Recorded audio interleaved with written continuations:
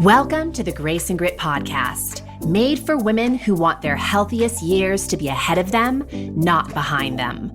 Join your host, Courtney Townley, right now as she breaks down the fairy tale health story you have been chasing all of your life into sensible action steps and lasting change.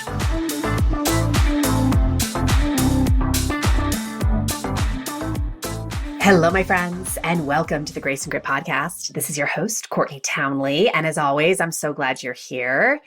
Now, we just wrapped up the Healthiest Year Yet 5-day event. It was so awesome. If you were one of the many people who participated, thank you for being there. I had so much fun teaching that course.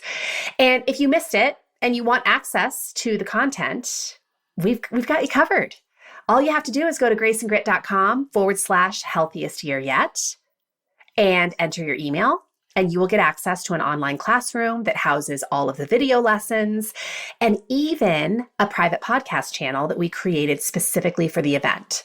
So if you don't have time to sit down and watch a video, you can just download the podcast and listen to the lessons on the go. Now, because I just finished teaching that event, one of the things that I talk about as really a core pillar of improving health is self-awareness. Self-awareness is the most powerful agent of change, and that's what I want to talk about today.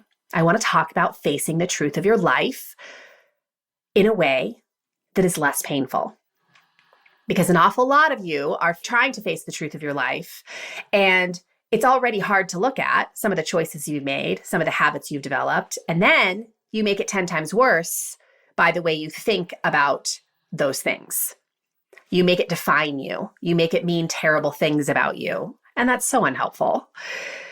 So self-awareness is so important because we can't change what we don't see. And who you are being in the world right now is really a byproduct of the things that you have been practicing. The thoughts you've been practicing, the emotions you've been practicing, the behaviors you've been practicing. And a lot of people will say to me, well, Courtney, this is just the way I am. And I always lovingly remind them, no, this is just the way that you have been to this point. So I want to offer you that at any point in your life, you can decide to practice new things. So what version of yourself do you want most fully expressed in the world? That's a great question to ask yourself. How do you want to be managing stressors when they show up? How do you want to be in relationship with yourself? How do you want to talk to yourself and about yourself? How do you want to be in relationship with other people, with food, with exercise, with time? Because once you get clarity on how you want to show up, who you want to be in those places and spaces, you can absolutely make that possible. Step one to make that possible is you've got to get honest about who you're currently being. And this is the part we want to skip. Why? Because, like I said earlier, when we reveal ourselves to ourselves, we make it mean a lot of things that are super painful. I should be better than this. Something's wrong with me. I'm broken. I shouldn't be here. I don't know how I got here. Ouch. The reason you avoid facing the truth of your life is because of something you have complete control over, which is the meaning you are assigning to the truth of your life. Now, inside Rumble and Rise, which is my membership community, we do a lot of work on developing practices of awareness. Because self-awareness is, again, the gateway to changing our lives, to improving our lives, to being expressed in the way that we want to be expressed. And self-awareness is really a practice of exposure. I know, that's a tough truth. Self-awareness is a practice of bringing things out into the light. My engagement ring, which my husband and I bought over 20 years ago, is kind of a delicate band. And there's a few diamonds, tiny diamonds in this band. And the first couple of years I wore this ring, I lost 2 of the stones. But here's the great news. I found both of them. Now, I lost them at different times, but the method I used for finding them was the same. A friend of mine had said, hey, Courtney, if you ever lose an earring or you lose something really small, turn off all the lights, get out a flashlight, and start shining a light in all the places that you think you might have left it. Well, the diamonds I figured must have been in my bed or on the floor. I was really hopeful that they were somewhere in my living space. So I turned off all the lights. I made it super dark. I took out my biggest flashlight and I started shining a light. And lo and behold, twice I found these lost diamonds. Ultimately, I got the ring fixed, so it never happened again. But why am I telling you this? Because this is how we find bits of ourselves that we've lost. It's how we heal parts of ourselves that need healing. We expose them to the light. We shine a light on them to reveal them. And that's how we are able to start doing the work. Now, we just had Martin Luther King Day here in the US, January 17th. And Martin Luther King is one of the quotes he is famous for is darkness cannot drive out darkness. Only light can do that. Hate cannot drive out hate. Only love can do that. But I encounter an awful lot of women every single day who are trying to heal by hiding in the dark. I see this actually really glaringly obvious in the diet industry. We follow a list of rules for a diet, thinking it will change our life. But we don't really face how we got here, the thoughts that drove us to eat the way that we eat, the emotions that we were unable to feel, so we ate instead.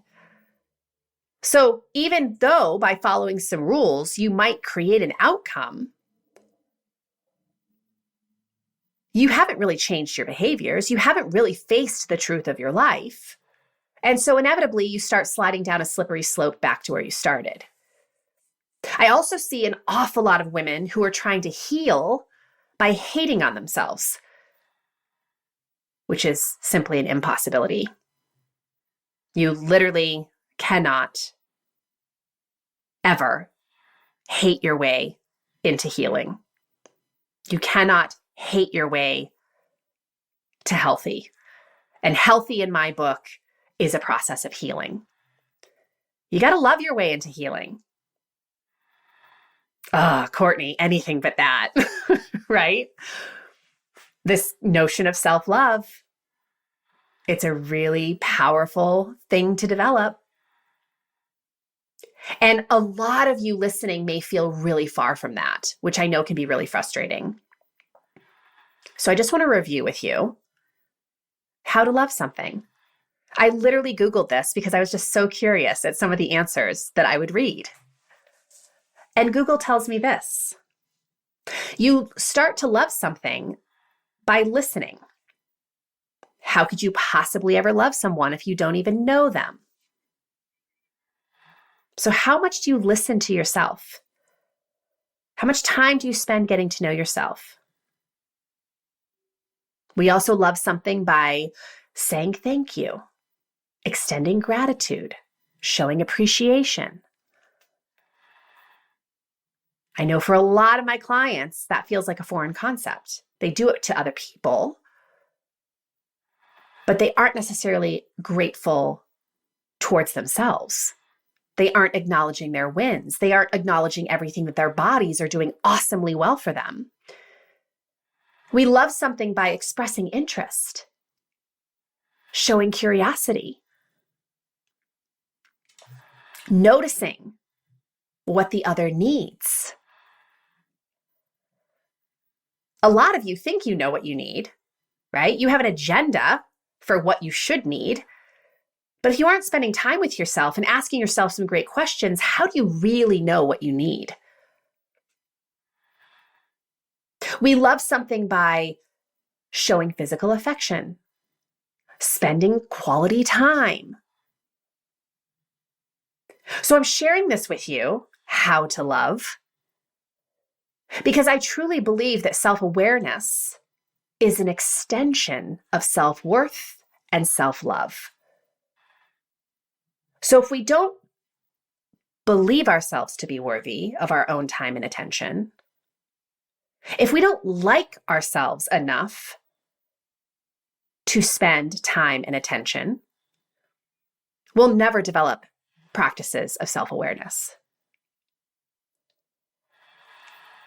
Self-awareness, like I said, is a practice of exposure. It's a practice of revealing the truth about where you currently are, how you're currently moving through the world, what you're choosing to believe about yourself, about your possibility, about the world around you. Self-awareness is also the gateway to acceptance. Now, when I say acceptance, a lot of people are like, well, I don't want to accept where I'm at. I get that. There are things we want to change about ourselves, but we can't change what we can't first accept. Acceptance is a part of the change process, acknowledging where we are, accepting where we are, and then making the next best decision based on that. Self-awareness is the ability to focus on yourself and how your actions, your thoughts, and your emotions do or don't align with your own internal standards.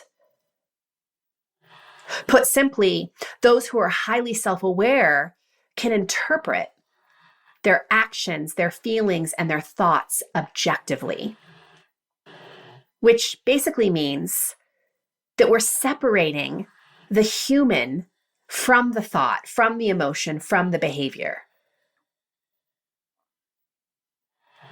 You are not your thoughts. You are not your emotions. You are not your behaviors. You experience those things, but you are not those things. And when we can look at things objectively, when we can look at our thoughts and our emotions and our actions objectively,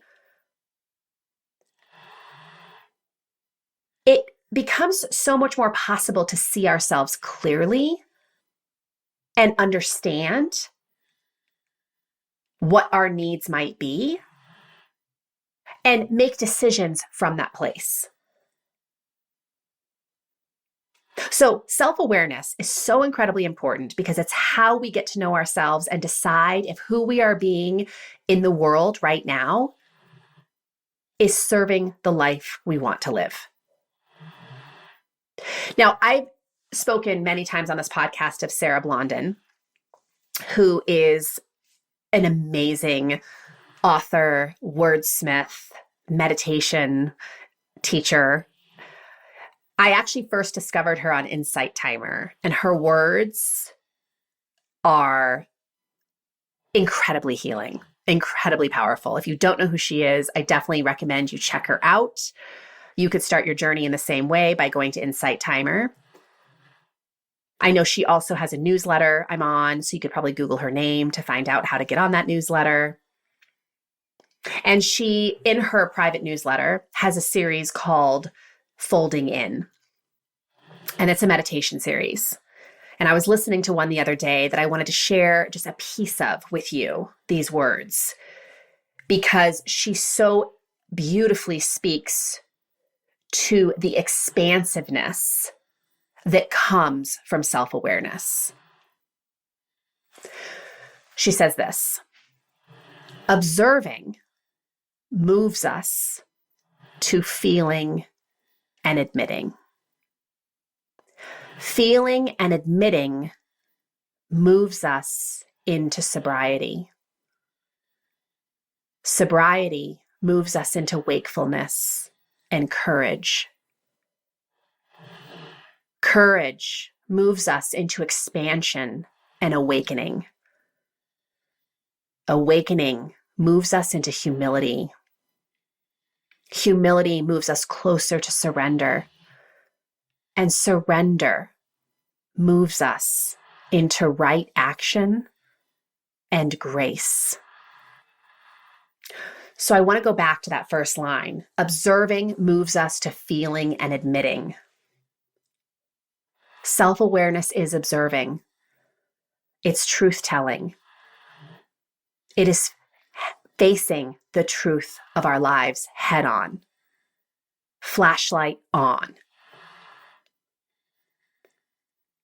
Feeling and admitting moves us into sobriety. You are going to feel some stuff when you shine that light on the truth of your life. But allowing those emotions, being present with them, stopping fearing them, is what allows us to stop avoiding emotion. We stop eating our emotions. We stop drinking our emotions, which is what sobriety is. Sobriety moves us into wakefulness and courage. The more we allow emotions and we stop fearing the truth of our life, we start to shape our life by design rather than just reacting to life in the way that we always have. That next line, courage moves us into expansion and awakening. As we get more intentional about our life, we get to practice being courageous. And that courage creates a bigger life, a more fulfilling life, a more authentic life. And then awakening moves us into humility. I really read in that we stop chasing happy all the time, that we allow life to be life, which is really this idea that life is all of it. It's not just the happy and the joyful and the feel good. It's also the hardship and the difficult emotions and the uncertainty. Humility moves us into surrender. In that, I hear that we can handle whatever comes. We really start to open up to life because we trust ourselves enough to know that whatever comes, we will be able to handle it. And then that final line, surrender moves us into right action and grace. To me, that speaks so much to self-leadership. When we know ourselves well, we can lead ourselves well, and we can stop outsourcing our lives to other people. So why do we resist self-awareness so much? If there's all this goodness baked into it, and on the other side of it, why do we resist it? Well, because we don't make time for it. We are super judgmental of ourselves, which just closes us up. It doesn't open us up. We think we have it all figured out. So what's the point?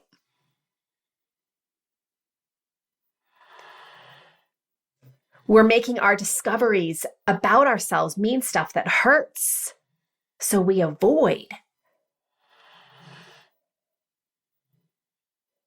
So let's talk about some of the things that we would need to do in order to develop more self-awareness. Well, number one, we have to create space for it. We have to reserve time in our schedules for introspection. If you're filling up every ounce of your life with to-dos, if you never have moments of boredom or quietness or what I like to call white space, you'll never get to know yourself. And honestly, I think that's why a lot of people keep their schedules so busy, so they don't have to do this work. We would have to start pausing more often through the day to check in with ourselves and listen and consider.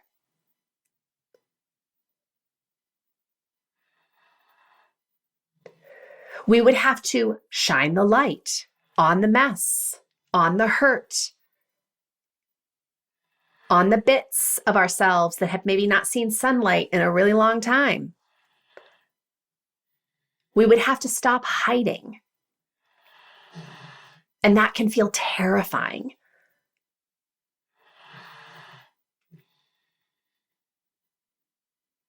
We'd have to create, again, space to allow joy and all the emotion of our life rather than cherry picking emotion.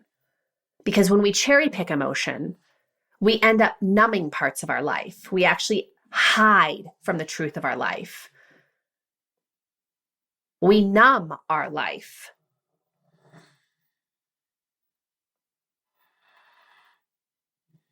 And we would have to start accepting ourselves as we are and where we are in order to move our life in the direction we want to go.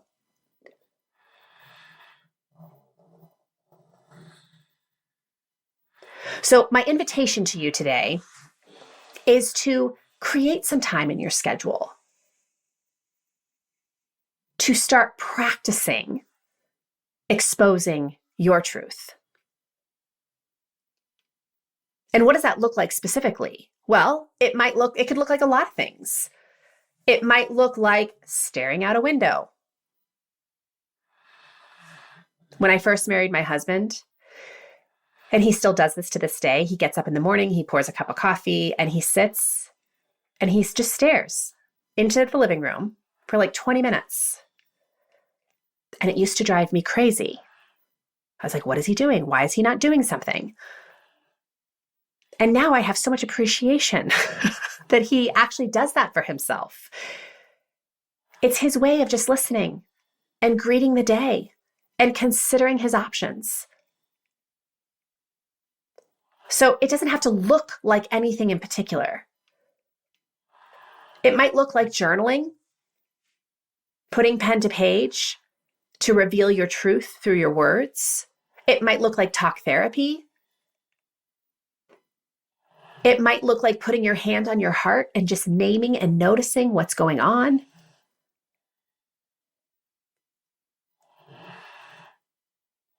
And I want to say here that if you have no practices of self-awareness, it's really important that you honor the dosage at which you engage with self-awareness. Because if you haven't been doing it, it can feel very confronting. It can feel really scary, especially if there's trauma, micro traumas or macro traumas. If you've had a lot of trauma in your life, how you enter self-awareness is really important. And this is where working with, again, a therapist, a trauma-trained coach, someone of that nature could be really useful to help you enter with more ease and grace.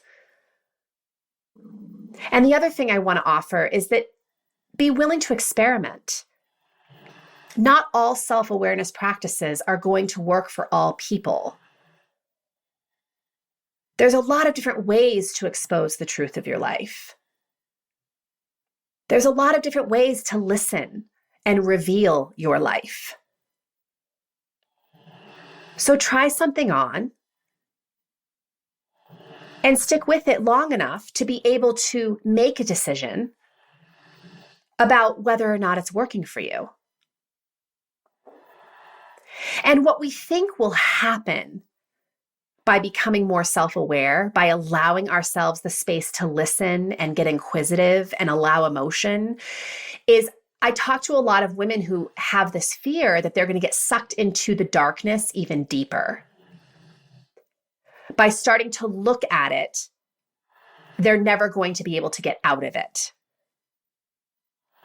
But what actually happens is we stop fearing our lives. We become more fully ourselves. We start to understand ourselves better and why we've made the decisions we have. And ultimately, I believe we are able to help other people from a much more powerful place because we've done our own healing, because we have done our own work. So I hope you will extend yourself the courtesy, the kindness of developing your own self-awareness practices. Maybe you already have them. Maybe you already have some that are working for you. Awesome. Keep going. Go deeper. And if you have none, I hope, if nothing else, this podcast just helped inspire a willingness to experiment. And if you really want next level support around doing this, come into Rumble and Rise. It's an amazing community where we develop practices of self-awareness. We get very honest about how we're currently showing up, and we make strong decisions about how we want to show up moving forward. So if you need community, you need connection, you need some education, some ongoing inspiration, it's a great place to do that. You can find out more about Rumble and Rise by going to graceandgrit.com/ready to rumble. Have an awesome day, my friends.